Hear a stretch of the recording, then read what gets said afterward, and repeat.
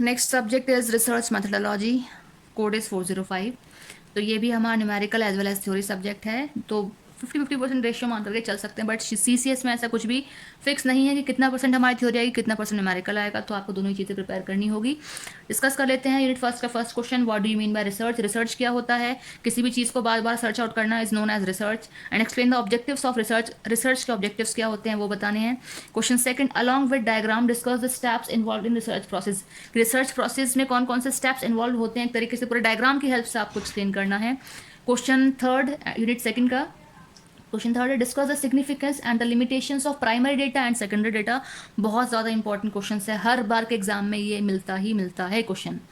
Next question fourth है, write a detailed note on features needed and factors affecting research design. Next question is, write a detailed note on collection of primary data, highlighting the observation, interviews and the questionnaire method. Questionnaire method भी काफ़ी आता है exam में। Next question is, explain the difference between primary data and the secondary data. देखिए question third को एक तरीके से रिपीट किया गया है, यहाँ पे सिग्निफिकेंस और लिमिटेशंस पूछी थी, यहाँ डायरेक्टली इन दोनों में डिफरेंस पूछ लिया गया है। Next is, explain with illustration the steps in research design. Question fourth में भी रिसर्च डिजाइन रिगार्डिंग क्वेश्चन था, और क्वेश्चन सेवंथ में भी अगेन रिपीटेड क्वेश्चन है हमारे सेम टॉपिक रिसर्च डिजाइन का। तो ये भी हमारा इंपॉर्टेंट टॉपिक है। यूनिट थर्ड है question 10, what do you mean bye sample design. Sample design क्या है, और explain the characteristics of good sample design. कौन कौन से करेक्टरिस्टिक्स हैं एक अच्छे सैम्पल डिजाइन के। Next question is, mention the various causes of sampling errors. कारण क्या होते हैं सैम्पलिंग एरर्स के, and methods of preventing sampling errors. और कौन कौन से मैथड्स है जिस तरीके से हम उसको प्रिवेंट कर सकते हैं सैम्पलिंग एरर्स को। Question 12, explain difference between probability sampling and non probability sampling.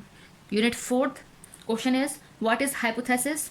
Explain the procedure of hypothesis test, describing various stages involved in hypothesis test. Question 14 है, explain the steps of chi-square test. देखिए हमारी जो unit fourth है वो numerical है, उसमें numerical ही ज़्यादा आते हैं। Next question, explain the terms editing and coding of data, highlighting the essentials and the steps involved in coding of data. Last unit है हमारी unit fifth. Question 16, give detailed explanation of guidelines and stages of data presentation and interpretation. Question 17, गाइडलेस लिखा है, ठीक है ये गलत है। Question 17, what is presentation of data. Presentation of data क्या है। Explain various diagrams with suitable examples. इसके एग्जाम्पल्स बताने हैं with the help of diagram. Last question is, give detailed on the mechanism and the precautions for writing research report. Mechanism और precautions बताने हैं किसी भी एक रिसर्च रिपोर्ट की।